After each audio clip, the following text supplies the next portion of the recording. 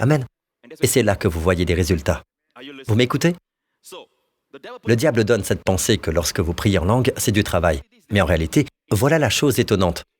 Dans le livre d'Ésaïe, chapitre 28, et l'apôtre Paul, quand il a parlé des langues dans la première épître aux Corinthiens, chapitre 14, il a cité le chapitre 28 du livre d'Ésaïe.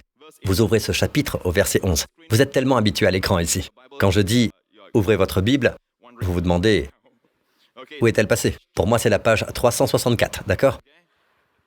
Ce n'est pas grave, écoutez. Qu'est-ce que cela dit, ceux qui l'ont trouvé?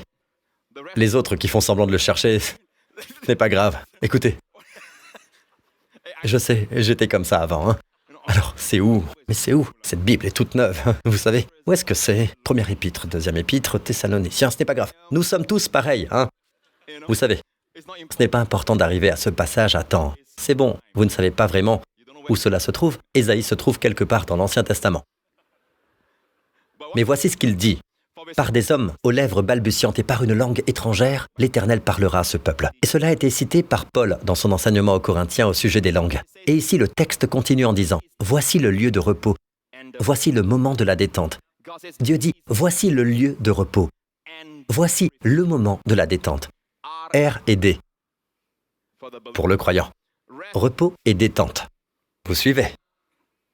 C'est cela, le repos et la détente.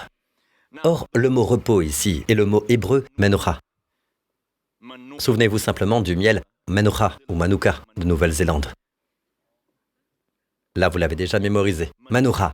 Menorah, c'est le même mot que dans « L'Éternel est mon berger, je ne manquerai de rien. Il me fait prendre du repos dans des pâturages bien verts. Il me dirige près d'une eau paisible. » D'une eau menorah.